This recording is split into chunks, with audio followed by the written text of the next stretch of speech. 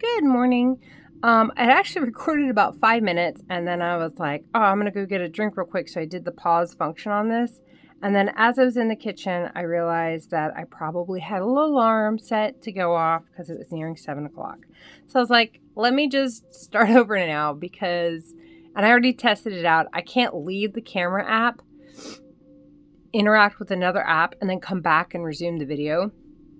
So it's fine. So I'll just kind of go over what I've already gone over. Did some pretty good progress yesterday, not necessarily on this blanket, but on the baby blanket. I got 7 squares completed. And then on the birthday blanket, I got a full color stripe of the cream color completed. And then for this blanket, I finished 1 row of the olive, and then I'm working my way back to finish out this row so I can swap colors. I'm fortunate in the fact that right now at work, I got through a lot of stuff in the morning that require like visual attention. And then the latter half of the day, I am doing some trainings that right now they're basically they're instructional, or rather informational they're informational in terms of the application that I am getting some training on. So it's just telling me what the different elements of the application are, how it can be used, explaining the different permissions level, but there's nothing visual going on yet. It's not like click here to do this, click here to do that. Instead, it's like, hey, this is what this element in the application is. Here's its definition. Here's what you can do with it. And it's all very verbal. And because it's very verbal and it's also very dry, I have to have my mind occupied with doing something low effort at the same time, which is how I was able to work on some of those crochet items. So a lot of them are very repetitive, like the same stitch over and over again. Not really any increases or decreases. So I wasn't working on this blanket yesterday during that, but after work, I went over to my mother-in-law's. We had dinner and then waited as long as possible before coming back home because my husband is working late and I didn't want them to disturb him while he was trying to focus. He has to work until really late. But that worked out for everybody. Kids got their showers and everything over at my mother-in-law's house. I was able to work a little bit on this. I also had brought over, I would have done more on this, but I had brought over a ball of yarn. I had seen this thing on Facebook where someone took a granny square, not like your typical granny square in terms of like the DC clusters, but they got it to the width, the size of the base that they wanted, and then they folded it and then they worked up in one continuous piece basically and turned that square into a bag without making multiple squares. And I thought, well, that's great because, you know, it's nice to sometimes just have a project that you can just mindlessly work on the stitch. And I was pretty sure how I would do it. I was pretty sure how they did it. Because, of course, they don't show those elements of it because there are people like me, maybe not to the extent that I am, but they can, if they look at the stitches, they can figure out how it was made. Well, since it was obscured when it was folded, I just had to go, how would I do these decreases and create this section here? And so I tested it out last night and I was like, oh yeah, that's perfect. And I'm going to be using some of my clearance yarn and just make a nice little bag. So it'll be fun. Eat up some yarn and make something functional with it. Now this is a pretty easy repeat. When I go up the mountain, if you will, I'm doing a single crochet in each of 2 stitches. So I've already done my decrease here. So going up the mountain, 1 single, another single, and then at the very top of the mountain I'm working an increase of 3, so 1, 2, 3, so technically increase of 2, but I did 3 stitches in one. And then to work down the mountain, I do 1 single crochet in one, 1 single crochet in the other, so that's 2 normal single crochets. And then in the valley, I'm going to single crochet 3 together, and that's my valley. Now I work back up, so there's my 1, my 2, single crochet 3 here, and then back down.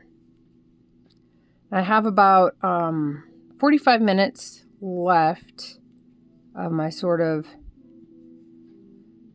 morning relaxation time, because then of course I want to try and take care of some things I couldn't take care of yesterday because I had to head into the big major town and have a standing appointment that I have up there. So a lot of my morning stuff kind of got overridden, which is fine. I am looking forward to being able to change colors here in just a little bit. I don't typically like working with this hook on this yarn because I tend to split it a bit too much, but I'm actually doing pretty good. I'm quite proud of myself.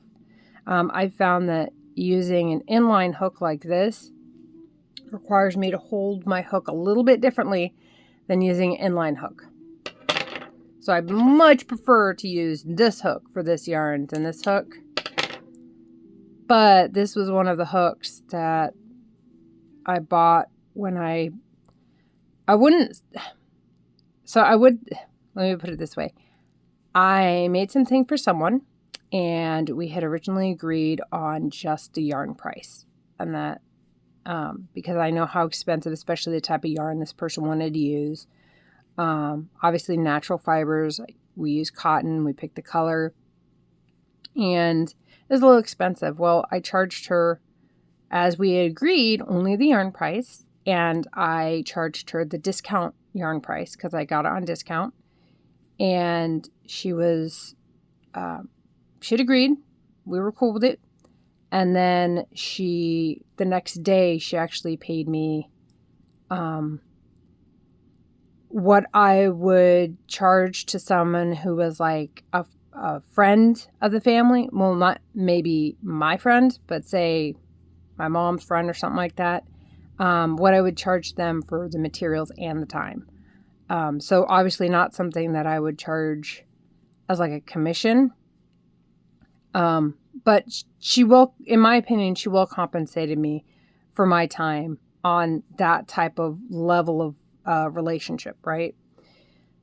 And because I was then compensated for my yarn costs, which is my big thing, because this is a hobby for me. Very rarely will I take on commissions or items for other people, just because making this worth my time does not. People don't see it, the actual cost of it, as worth their money. So typically I don't do commissions. I don't do requests. But what's great though is coming from my family and my friends, they aren't expecting low prices, which is great. They are very willing to pay, and I balance that out with the amount that I charge them. I definitely go a little bit less, but enough, of course, to recoup my yarn cost, and a little bit depending on who they are, right? Because, I mean, I'm not going to charge my mom anywhere, like I'm not going to charge her my time cost. I'm going to charge her my yarn cost. But she has paid me more, especially for her cardigan. She paid me yarn costs and then a little extra. But anyway, all that being said, since I had got extra that I wasn't expecting, I went ahead and splurged for a couple of these hooks. So if you are into crocheting, you may have heard of the name furls. They are a pretty I wouldn't say luxury brand, but when it comes to crochet, I guess they are a little bit of a luxury brand, given the prices of their hooks. So if you've never done so, go ahead, head on over to their website and take a look at the prices of their hooks. Specifically, this one being their Aubergine Odyssey 2 hook. And then I also have it's either called their Obsidian or their Onyx Odyssey 2 hook. And then I was very happy to get these ones. I actually do really like using this one. This is their 3.75 in their gold one. This works fantastic. It was my first furls. Works fantastic for the yarn that I use to make those motifs for those shawls. And I'm almost done with my 4th shawl. So it's gotten quite a bit of use. This is a 6mm. So these are all common hook sizes that I use. And the black one that I have in this is a 10mm. Oh, sorry. I was going to say, I got these on sale April 1st. They labeled them as Fool's Gold, and then they sold them at a pretty nice discount. So I was very happy. But I was able to buy those with the extra, because I was like, oh, I'll treat myself. I wasn't expecting to get this extra money. I need to try and find a pair of scissors so I can cut this. I'm going to press pause real quick. All right, got it taken care of. So now I'm going to work on the next color. I think I'm going to do, knock that over. I'm going to do the Winterberry colorway from when I was doing the inventory. Apparently that's this color. I wouldn't have expected. Is this one? No, this is Sunrise. Gosh, I'm going to have to go look again. I think this one is the Sunrise Sonata. I think this one was the Winterberry. So I'm going to start up a little bit of this, and then I'm going to be switching over to my shawl to get some progress on that. I didn't do that last night because I was trying to sort out that one bag pattern. And then this is how I like to change my colors. I'll do a chain stitch with the tail, and then I will bring up the normal yarn and I'll do my normal crochet. I'm not going to make the mistake that I did last time, where I typically, you could see that this is a lot more connective and cohesive than this one. And that's because I did this a little bit differently than I had done in the past. So I'll fix that later. It's really not a hard fix to do. I'm just going to basically sew in some orange yarn. But anyway, so I've chained up 4. 1, 2, 3, 4. Gonna turn my work, and if you've seen any of my stuff, I really prefer to turn it from right to left. So here, and I'm gonna have to, probably tonight I'll weave in these ends because I don't like to have a ton of ends trailing, because then, as some of you may know, the end of your project, you're like, oh, why do I have so many ends to weave in, blah, and trust me, I get it. Okay, so what I'm going to do here to make it look a little bit better is I'm going to do a treble crochet, a partial treble crochet, so I'm going to be doing the treble crochet together. That's going to be too bulky, so I'm going to switch it up. I'm going to do my loop, and I'm just going to do almost like a single crochet. There we go. Ta-da! All right. Anyway, so technically, I should only be working 1 triple crochet. Pull that tight.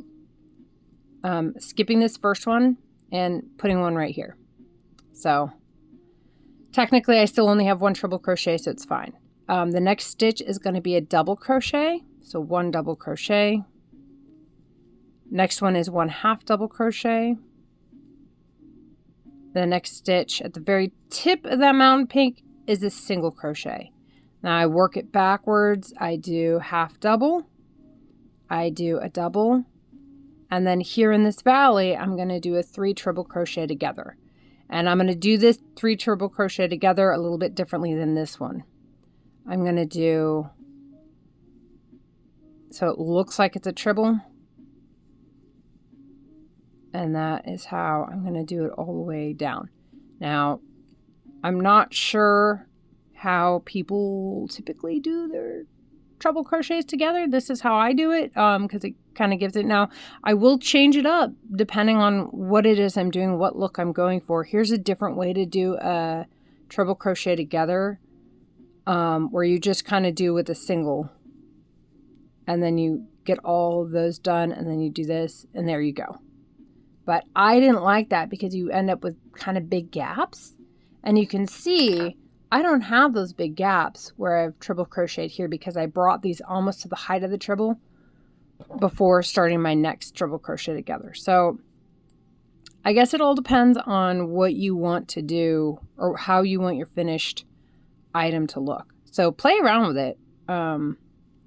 Sometimes a pattern might call for, not that I'm saying that you have to do this right, but whenever you're working in a pattern and they don't specify how they want it done and it's anything higher than maybe a half double crochet together, I would play around with how you do it so you can see how that impacts the finished version of your project.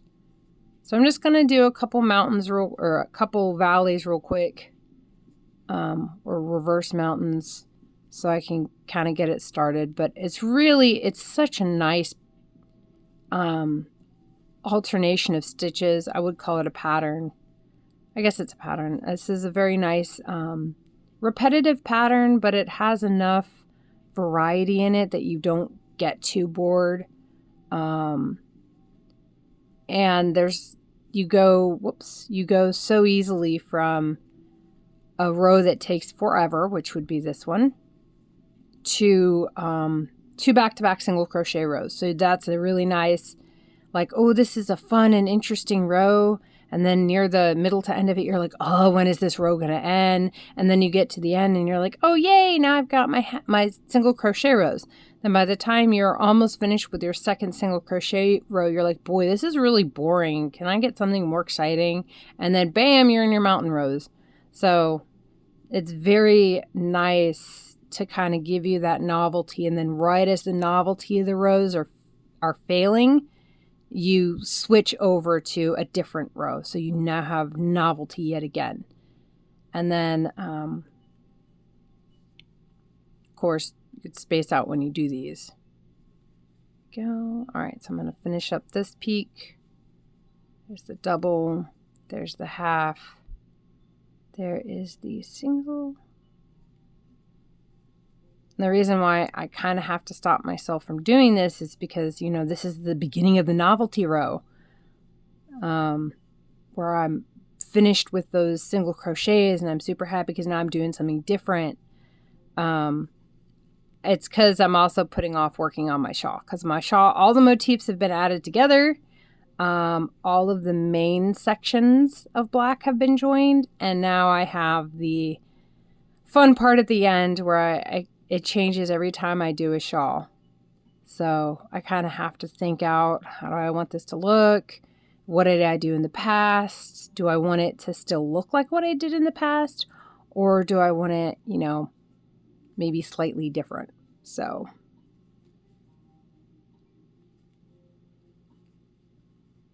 all right, almost done here. And there we go.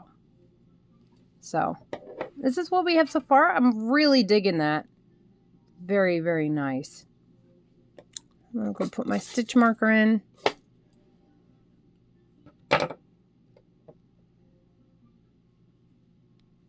And then just roll this up a little more lightly than I did before. It's going to tuck this ball right in there. All right, move this out the way. Now for the fun part. It's my yarn, my hook, and, oh God, it's so heavy, my shawl. So yeah, all the motifs have been added. I've got to do the sections here where I join with the black yarn. And then on the bottom of the shawl, trying to organize it,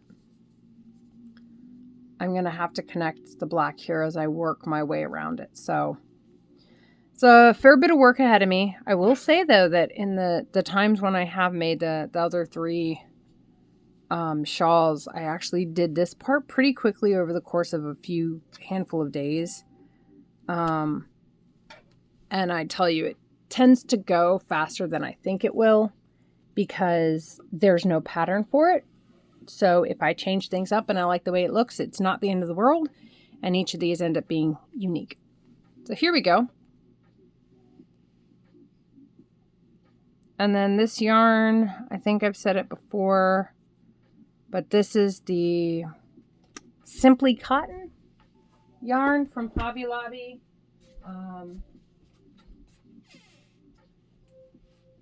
Oh no, sorry. It is the Fundamental Cotton. This I think is the discontinued colorway. Again, that's why I had to do blue and purple, because I did not have enough yarn to do all of it. Each of those balls will allow me to make 2 full motifs and a half motif. And for this basic pattern,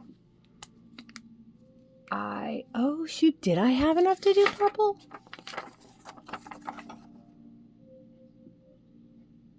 No, I didn't. Because I only have 4 balls left and I only made 9 full purple motifs. And I maybe have enough yarn to do a half. And with the 4 balls, that would have been able to do 7 full motifs. 5. Yeah, I wouldn't have had enough. I don't think I would have had enough to do it. So it's a good thing I did the aqua. Do I have enough to make another one? No, because I have 4 balls. I have 4.5 balls of purple, and I have 3.5 balls of blue. So yeah. Don't think that would be enough, but that's okay. Maybe if I switched up and made the half motifs black. I don't know. Anyway, so this is one of those situations where I'm like, I'm really not 100% sure how I want to do this. I'm going to try and do something similar to my joins here. And I don't know if I want to connect. I don't think I do. So I'm going to start by doing a connection there. And I'm going to want this probably a 12 or an 8. 9. I could do a 9. I don't know. Let's see. If I do it here, then I need 1, 2, 3, 4, 5, 6, 7, 8, 10. I think maybe I can get away with doing a 10. So let's find out. So typically when I start this for a full 4-sided one, I use 16. As in I do a starting DC 16. But I kind of need to make it so it gives the appearance of maybe being a little flat. So, but I think 8 would also work. 8 or 9, probably 9. So we've got 2, 3, 4, 5, 6, 7, 8, try 9. 9. Do I want to squeeze in a 10th? No, don't think I will. So here's what 9 looks like. So that's pretty much a half circle. I've kind of forced it to be a half circle. Now what I want to do is I'm going to turn my work. I'm going to do a chain 3 to operate as a double crochet. And then I'm going to go straight into a triple crochet, which is a deviation from how I do these ones, because I normally frame it with 2 double crochets on either side. But this triple crochet is important because it's going to connect right here. And since this is a half, I don't want the side bulked up too much. So I'm going to bring this through. And you can't see it because I'm working with black yarn. I can see it pretty clearly on my end because it's a little reflective. But I'm going to go into the first bump or I guess it's a third bump. I don't know how you call it. But one of the bumps. It honestly doesn't matter. You're going to attach it. It's fine. Bring my hook through it, pull through, and then basically pull through and make a slip stitch right there. Then I am going to do 2 double crochets into that same space. And then I'm going to work a single crochet. I'm going to skip 1 double crochet from the previous round, a second double crochet from the previous round, and work a single crochet right in there. I'm going to see how this looks. So let's see if we do that and then that. Probably do my tip right there. Yeah, I think that'll be fine. I'll actually work not in between, but on top of. Yeah, so I'm going to work on top of. So in that stitch, single crochet, then I'm going to do 1, 2, 3, 4, 5, 6, 7, 8, 9 chains. Here, and it really, like, I seem to change it up every time I do it. It's one of the reasons why I don't think there'll ever be a pattern for this, because I just change it up. And with patterns, you need repeatability. But I just work the yarn through, and then I just chain 4, 1, 2, 3, 4. Then on this, I look for the 4th one. So 1, 2, 3, 4. I do a single crochet into that chain like that. Chain 4, 1, 2, 3, 4. And then I'm going to be working this one right here. So I'm going to have to turn my work. I'm going to move this towards me. Sorry for the bumps. I keep forgetting I have a pause button, but I don't really like it when things keep jumping around, so. Okay. So I'm just going to insert my hook.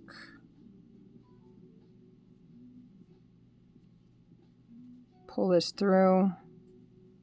Chain 4, 1, 2, 3, 4. And then here's where it's interesting. So again, this is black yarn, so you can't really see, but this is my single crochet. I'm going to work just to the right of the single crochet and basically crochet over the full single crochet. So there's a single crochet on top of that single crochet sideways, which adds a little bit of strength, I feel, and stability to that join. So 1, 2, 3, 4. So that's another chain 4. And then I'm going to work a single crochet into the same place where I already started with that single crochet, and that's done. Now I'm gonna, let's see, I want to check my counts. Okay, cool. So in this, I'm going to skip 1 stitch, and in this stitch, I'm going to work 2 double crochets, a triple crochet, and this is the triple crochet that I'm going to be joining to this purple bump. And to kind of show you where I'm at right now, since I've turned my work, I'm going to be working it right here.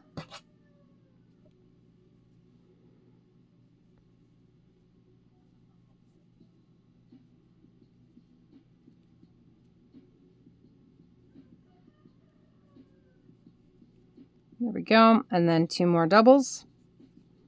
So 1 and 2. And then I'm skipping a stitch. In the next stitch, I'm working that single crochet. And then chaining 9, 2, 3, 4, 5, 6, 7, 8, 9.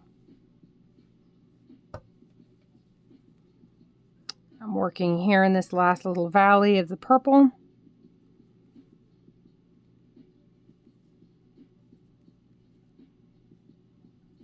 Go, chain 4, 1, 2, 3, 4. Find that 4th chain, 1, 2, 3, 4. Single crochet in that, and then chain 4 again. I'm almost light at the end of the tunnel type thing. Back into that little dip of a valley in the aqua half motif. Chain 4. And then working in the side of that single crochet, do a single crochet, chain 4. I'm not expecting this to be anything that anyone can follow. Unfortunately, this is more like referential for me. In the future, when I'm like, okay, I like the way this turned out. How did I do it? Oh, that's right. I recorded it. Cool. And then I can come back to it.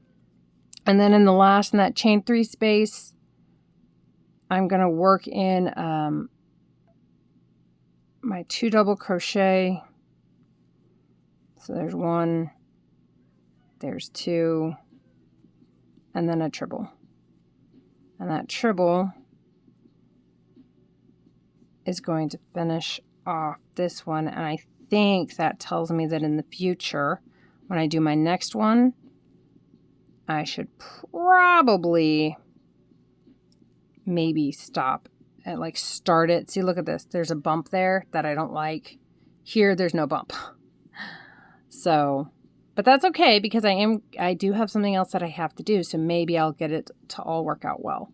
So there we go. And then I'm going to just chain 2. This is all going to make sense in a second, I hope. I'm going to work in that spot right there. There we go. And then I'm going to chain 1, 2, slip stitch there. 1, 2, 3, 4, 5, 6. See what I'm trying to do? I'm going to do 7.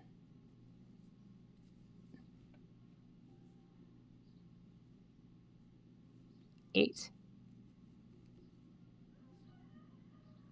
Okay. I'll do 9. I'll do 9 for it. Why not? So 9, slip stitch in there. And then working the other way. 1, 2, 3.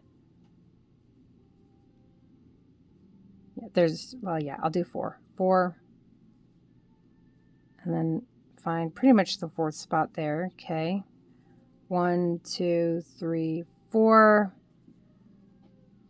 Go back here. 1, 2, 3, 4. Go right here. Right there's fine. And then 1, 2, 3, 4, 5, 6.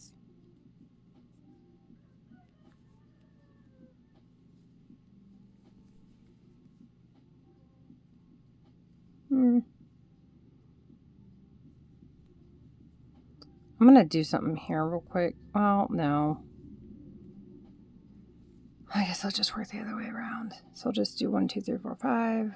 1, 2, 3, 4. 4 is fine. Put that right there. And then 1, 2, 3.